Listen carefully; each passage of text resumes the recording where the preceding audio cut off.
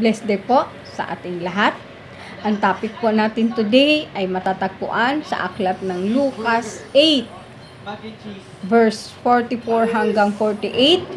At ito'y tungkol sa isang babaeng inagasan or dinurugo for 12 years. Ang sabi ng Bible, ubos na lahat ng kanyang mga ari-arian. Naubos na ang kanyang kayamanan sa pagpapagamot, ngunit siya ay hindi gumaling-galing.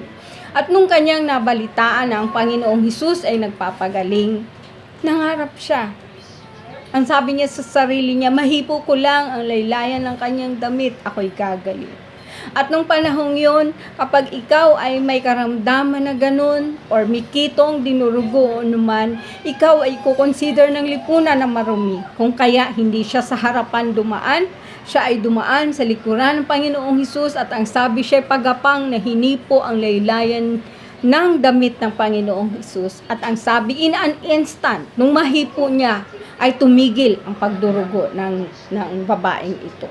Kung kaya, nung tinanong ng Panginoong Hesus kung sinong humipo sa kanya dahil naramdaman niya na merong lumabas na kapangyarihan sa kanya, at ang sagot ng kanyang mga alagad, hindi nila alam. At paglingon ng Panginoong Hesus, nandoon ang babae na nagpatira pa na sinabi siya ang humipo. At ano ang sabi ng Panginoong Hesus? Anak, pinagaling ka ng iyong pananampalataya. Maaari ka nang umuwi.